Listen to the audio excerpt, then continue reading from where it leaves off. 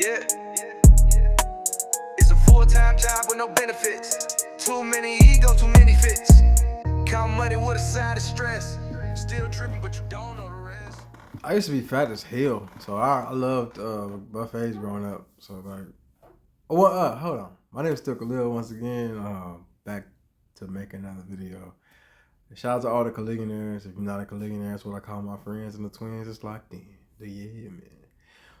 Oh, today we talking about the real reasons why buffets are failing. I miss buffets, by the way, so that's why I'm like, I don't know, but I guess it's a good thing because I lost a lot of weight because the buffets failed. So I'm excited about that. I guess that's a good thing because they weren't out here like making me feel like I should be in there eating all the food all the time. Because I went to Golden Corral like a couple weeks ago, right? That shit is not it. That shit's not hitting for nothing, bro. I mean, I tried to eat like all the things, and everything was just like. And I ain't even gonna say it tastes like white people food because you know some white people can cook for real, and I be eating white people food too, like hors d'oeuvres. I love some hors d'oeuvres now. I love some good ass hors d'oeuvres, like some finger foods. I love like shit like that. So don't think I'm like saying like I don't like that type of food. I don't like, unseasoned food like that. But it's just like, let me stop talking before I get canceled. Let's watch the video. It's 1995 and life is pretty sweet. You just gone back to school shopping at the mall, stopped at the arcade to play a few rounds of Street Fighter, and now you're going for dinner with your parents and your little brother at your favorite place. So what's on the menu? Well, how about everything? You're going to the town's big buffet. For one low price, your entire family can eat as much as they want from everything on offer. You can't wait to fill up your plate with fried chicken, rice pilaf, baked ham, and more. And for dessert, you're gonna build your own ice cream sundae.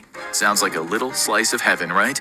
But why does it seem like buffets are rarer and rarer these days? And why have some of the most popular... That was my favorite part, ice cream. You know what I mean? You can build your own sundae at the end. You got all the shit. I had the sprinkles on that bitch. I used to put like fudge on that bitch, fudge and caramel sometimes, you know what I mean? Just to switch it up a little bit. And they had the strawberry sauce. That shit was always good. Strawberry sauce with the chocolate ice cream. Man. I just had a fat kid moment. I remember them days, baby. Popular buffets gone out of business entirely. Find out on this episode of the Infographic Show, why buffets failed. The buffet isn't a new innovation. Centuries ago, kings were bellying up to massive smorgasbords of everything the castle cook could serve up. But it's fairly new for the average Joe to be able to just walk in, pony up a reasonable fee, and have access to an all-you-can-eat feast. The first restaurant buffets opened in the 20th century, and were going strong into the new millennium. For a while, it seemed like every town had its own Chinese and Indian buffets. The massive chains like Golden Corral, Hometown Buffet, and Cici's Pizza were opening new locations all the time. No matter where you turned, there was a bottomless pit of food waiting for you. But slowly and surely, the tide started to change. Many of the biggest chains have seen huge declines in the number of restaurants available. Some have gone from expanding rapidly to shrinking just as fast. Others have gone extinct entirely. While buffets aren't a thing of the past by any means, it's getting harder and harder to find them. Many restaurants that used to offer all-you-can-eat options have shifted to a standard menu. And there are many possible culprits, with the most obvious being, well, it is expensive to run a buffet. They run on excess, and that means as food costs rise, the business can become unsustainable. Since the 2000s, the United States has weathered one massive recession. Wait, buffets run on excess. So there was always excess of food? So buffets was always the extra food from somewhere else? That would explain why they nasty now. Like, cause ain't nobody got no extras no more. We don't got who got extra food? We just gonna let you have. I don't think that's how it worked. I'll just say it. And worries are building for another. Does someone you love spend hours gaming every day? Nigga, it might not be their fault. I honestly didn't realize how bad it had gotten until it started affecting. And worries are building for another. But a bigger factor might be found in what people want to eat. It's not a coincidence that the buffet restaurant started gaining popularity in the back half of the 20th century. which was considered a time of abundance.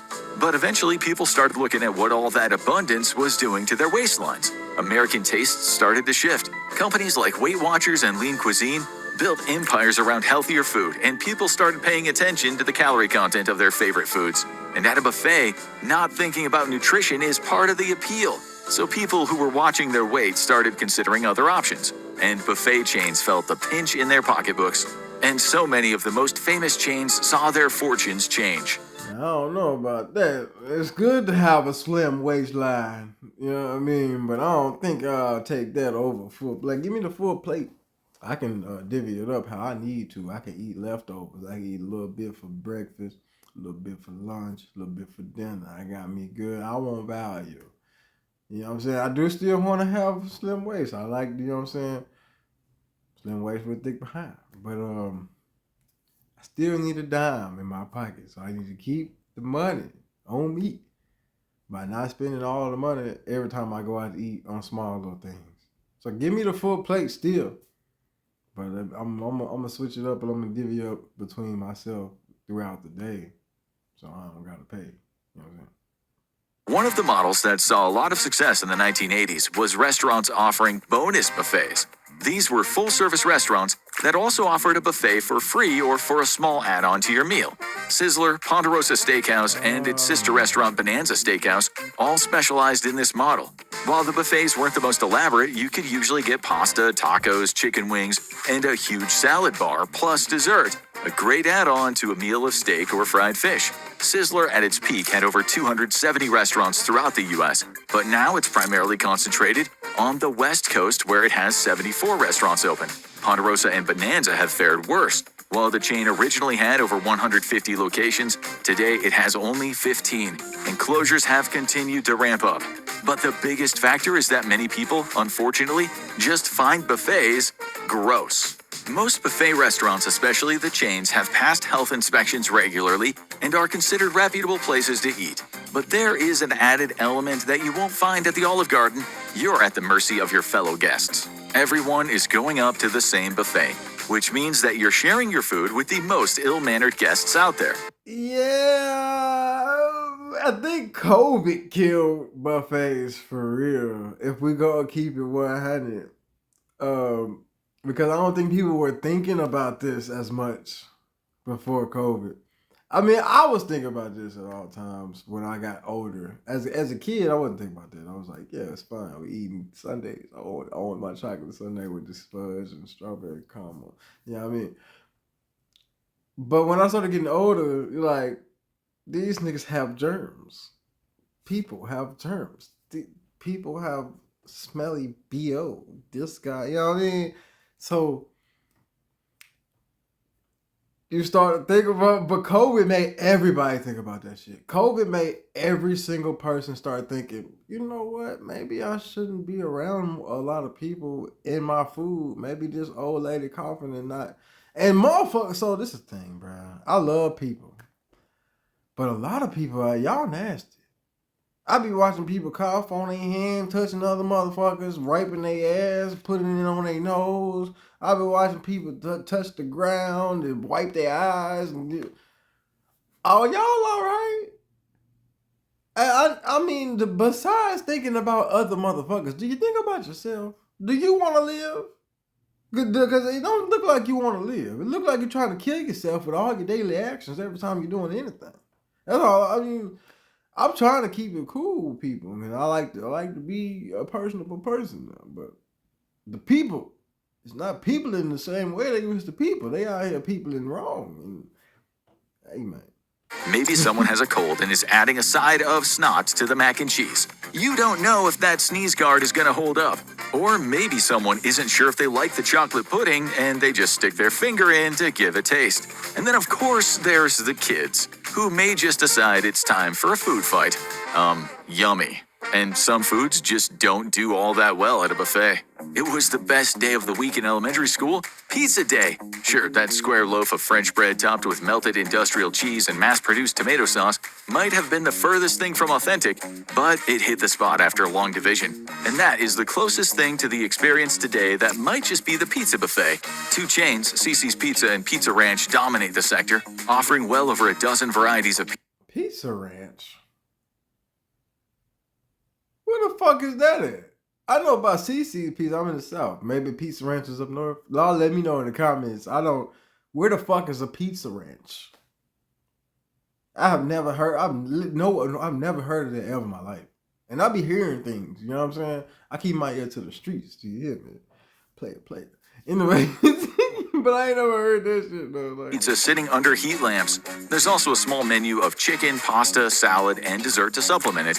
These are often the cheapest all-you-can-eat buffets because you're mostly eating pizza dough and they assume it'll fill you up quickly. But what could be wrong with that?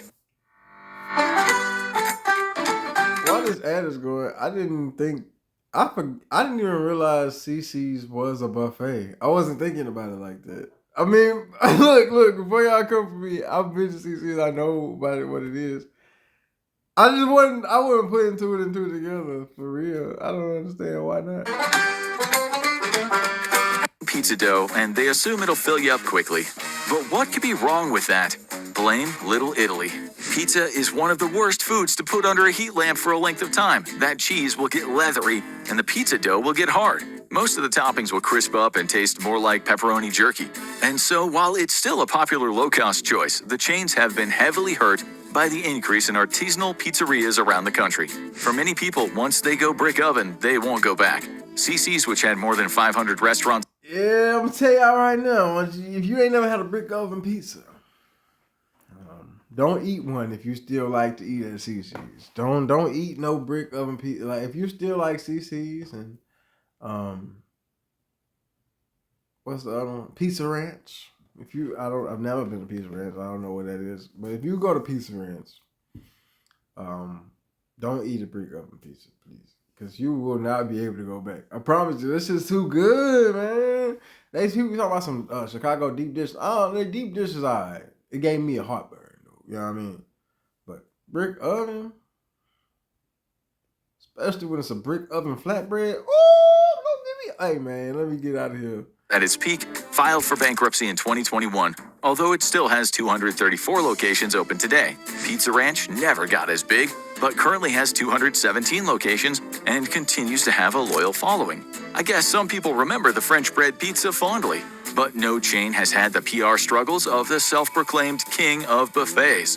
Golden Corral proudly declares itself the endless buffet, and the massive pay-one-price country-style restaurant is still the first name in buffets. It's located in 43 U.S. states currently and has 373 locations, although this is down from over 500 at its peak.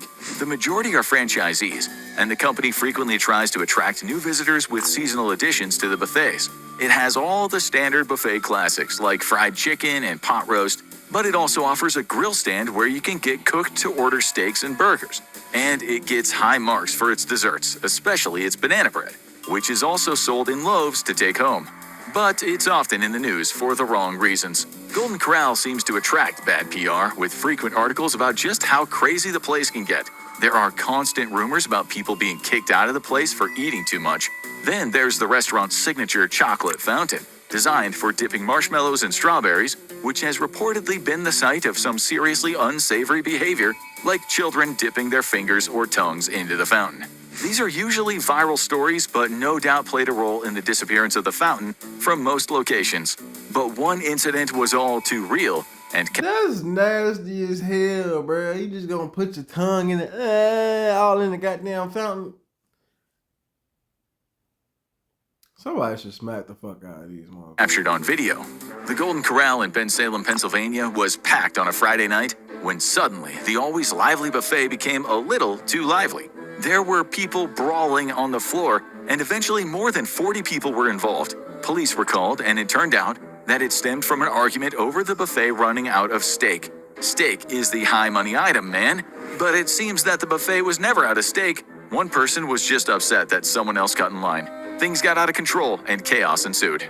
The footage went viral, and many people were no doubt wondering if they wanted to risk a brawl for their next dinner out. This would never happen at Bonefish Grill. The decline in buffets was already happening, but the all-you-can-eat world was about to be hit by a meteor.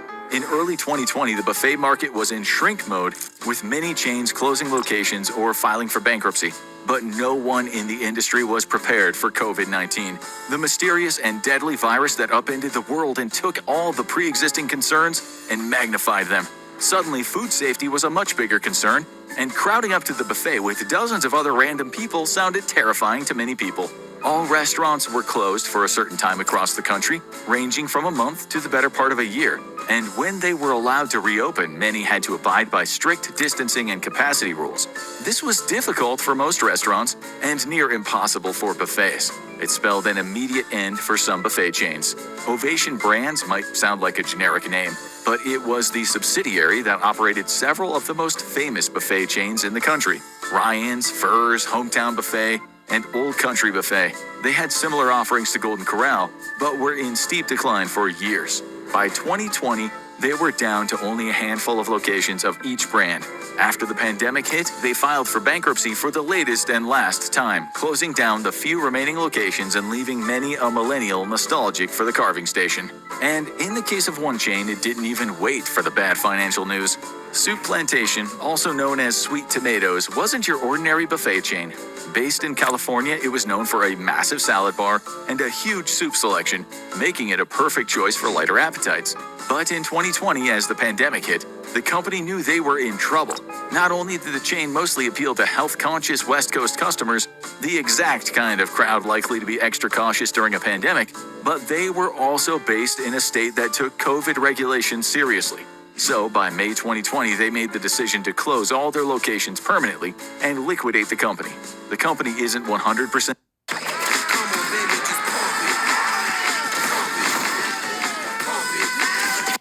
dead because it was bought at auction, and the new owners have opened up one new restaurant in Tucson, but that's about as close as it can get. So, is it all bad news for buffet lovers? In a word, no.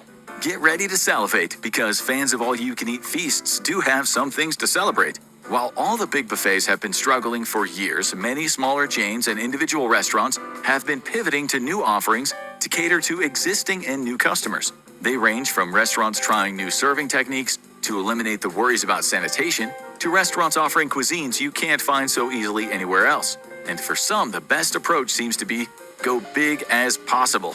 One area that seems to be thriving is the brunch buffet.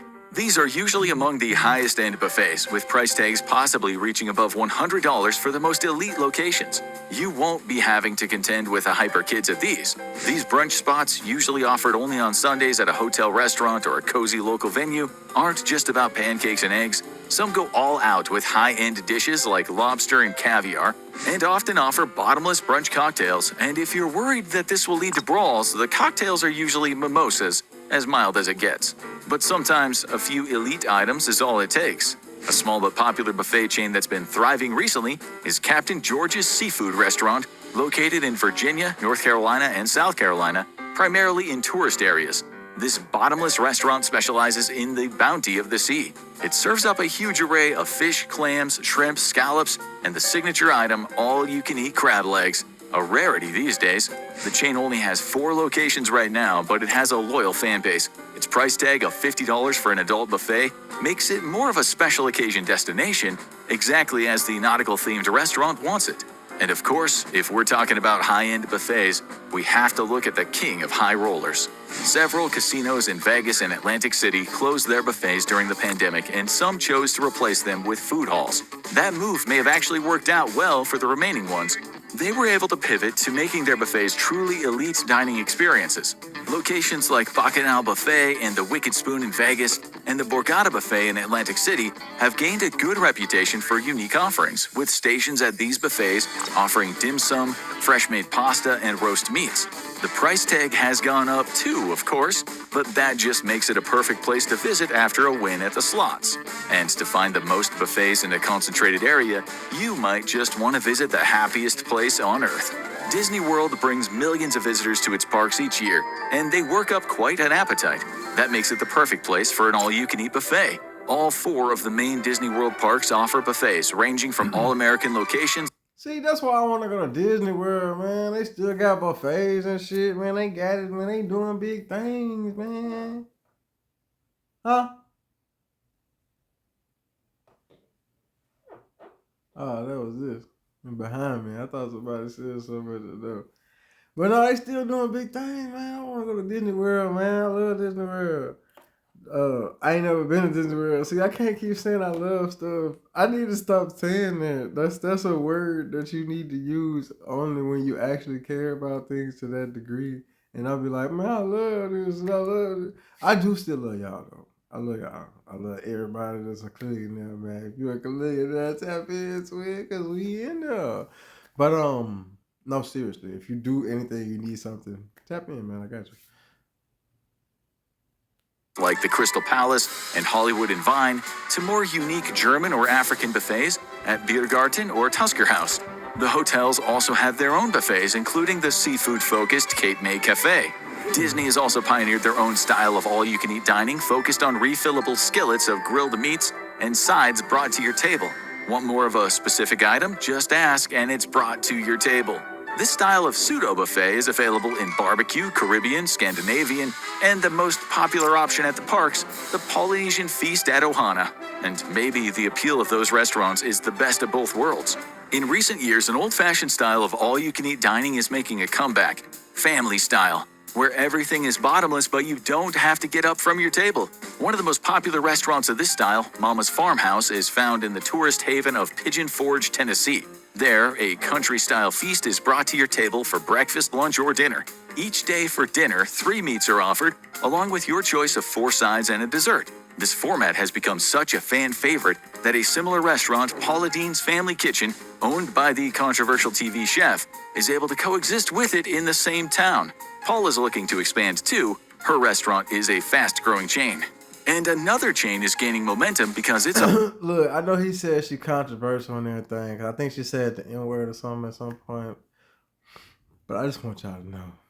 Somebody took me to Paula Deen's Family Kitchen restaurant. And I couldn't say no because we was all in the same car and everything. I couldn't drive home by myself. And I was either going to be standing outside while they go eat or you going to get some food. You know what I mean? So I went in there, you know what I mean? You know, begrudgingly, by the way. You know what I'm saying? I didn't want to do it, but I had to. I would have been stranded. You know what I'm saying? So I had to do what I had to do. Went in, food was amazing. I just want y'all to know that. That's why I said all that to say the food was amazing. The food was, I don't know who back there cooking in that family kitchen, but it's got to be a family of blacks. It's a family of somebody who is a melanated individuals. I'm telling you. She might not have said what she wanted to say when she said it, but whoever back there, they got somebody in their family. It's somebody that do something. Now, if they not black, they a chef. They a professional black chef. They done did a lot of stuff for blacks. If they not. That food... Some of the best shit I ever had in my life. That's all I'm gonna say. And we're gonna keep moving, man. Offering something hard to find. One of the hottest trends of the 90s was Mongolian barbecue, where you assembled a stir-fry raw and watched it cook in front of your eyes on a massive grill. The trend declined both due to sanitation worries and due to people realizing that, well, it wasn't really Mongolian food at all. But it is making a comeback, with Who Hot Mongolian Grill having over 52 locations primarily based in the Midwest. This reinvention of the unique cuisine sets itself apart by being all you can eat and offering a much larger array of proteins, including marinated meats to add to your bowl. And sometimes the key is knowing when to be satisfied with what you have. Chuck-A-Rama has only 11 locations in Utah and Idaho. Drag that in. Yes. There's a lot of places. Chuck-A-Rama has only 11 locations in Utah and Idaho, but the small chain has a dedicated fan base. Catering to the local Mormon population, the chain specializes in a humble, affordable buffet featuring carved meats, fried chicken, and daily specials including barbecue and Mexican food. It also offers unique sides like the cheesy potato casserole, commonly known as funeral potatoes, Despite being a success, the company doesn't seem eager to expand outside its little corner because it knows who its audience is and what they want. Would funeral potatoes play in Poughkeepsie? Chuckarama doesn't need to know. But the biggest surprise hit in buffets might be in the most unlikely of locations. When people think about the Amish, they probably think about a horse and buggy. They don't think about the most indulgent buffet on the East Coast. But that is exactly what they'd find in the tiny town of East Earle, Pennsylvania. Shady Maple Smorgasbord is actually the largest buffet in the United States, and the massive barn-like restaurant is open 3 meals a day, 6 days a week. It specializes in all-American classics combined with traditional Amish dishes. Breakfast features scrapple and cornmeal cakes, along with eggs and bacon. Dinner offers up buttered noodles and Harvard beets, along with some of the best fried chicken in the state. Along with the all-you-can-eat buffet, the restaurant features a huge grill where you can have cooked-to-order specialties like pancakes, omelets, burgers, and steaks. The place has gone viral for its size and tasty food, as well as the fact that it is truly all-inclusive, with drink, tax, and tip being paid up front and prices being highly reasonable. And maybe the surest sign of buffets trying to make a comeback is that they're showing up in hotels again. The free breakfast buffet used to be a staple of mid-range chain hotels, but most replaced them with either grab-and-go options or, well, nothing during the pandemic. But that's changing as the popular Homewood Suites and Embassy Suites chains by Hilton have brought back their morning spreads. The buffets are usually pretty modest, offering eggs, pancakes, or waffles, a breakfast potato, and a breakfast meat along with cold options. Embassy Suites adds the cooked-to-order omelet station. It's not a huge spread, but it is free and it hits the spot in the morning. Which raises the question, is a new age of buffets beginning? While these individual locations and small chains may be looking up, problems are likely to continue for the bigger chains. Many are either dead or dying, and the surviving chains are struggling with how to recalibrate to different tastes and dining customs. Maybe the most ominous sign for Golden Corral yet? They're starting to pivot to a non-buffet model. A spin-off restaurant initially called Homeward Kitchen, but now rebranded as Golden Corral Favorites, offers a fast casual take on the popular buffet chain. You order an entree and sides in a bowl format, perfect for a quick lunch like Chipotle. The concept is only one location now, but it is hoping to expand soon. So for those who can't get enough of the all-you-can-eat buffet, we recommend going now. You'll either get it while you're still here, or you'll help keep them in business. And remember, if they kick you out of the all-you-can-eat seafood buffet, you can always go fishing. Do you think buffets are gone for good, or will they make a comeback? What? I don't think I got that joke, but that's all right. Shout out to all the Cleaners, man. If you made it this far to the video, I love y'all. I appreciate you rocking with me, helping me do this thing of mine, man. If you want to help me do something else, you can go and listen to all my music, bro. I also have music under the name of DJ Khalil Bay. I have music with Lucky Price. This dude, I forgot this dude's name, bro. That's sad. I made a song with him and I forgot his name. I'm bad with names. I'm not a bad person. I'm not a bad partner. I'm just very bad with names. And if I have autism and ADHD, so if you're not around me for a long period of time, I totally forget you exist. So only reason I remember people is when I make music with them. That's why I be trying to make music with people that I really care about, because I can never forget about you. And no matter what happens, you know what I'm saying? So yeah. So if I meet you and I'm like, hey yo, let's make a music together, and you think we're cool, and you like, hey, I like this person, and then we don't make music together, and then you start getting upset that I forget about your existence, it's probably because we didn't make music together. I'm telling you, music is the only thing that ties me to people. It's the only thing that ties me and helps me remember things when I'm hyper focused on other shit. Because I can always hear that song and be like, oh yeah, I did do a song with that nigga. I did do a song. You know what I'm saying? So right now I got a song with Clever, as Still Khalil now. Featuring, it's Icy. I think it's Icy or it's C. I don't know how to say her name. I remember her name. Icy 615. Ice 615. One of them. It's something like that. But I remember her. So by the way. But yeah, man, I got music out. It's coming out, by the way, now. With my team, Midnight Flex, June 11th, and then June 21st is gonna be my project, a 2-song single called Foolish. So if you want to rock with me, keep rocking with me as a Caliganaire. I think it's your duty. I think you're supposed to do it. So hit the links. They will be in the descriptions of all my videos moving forward. I'll go back and put them in there. I haven't been doing that because I didn't have the link at first. I didn't reach out to my team for it, but I got it now. So I will put the link in all the descriptions and just hit them, man. Type in with me, pre-save all the links and shit. And I love y'all, man. Peace.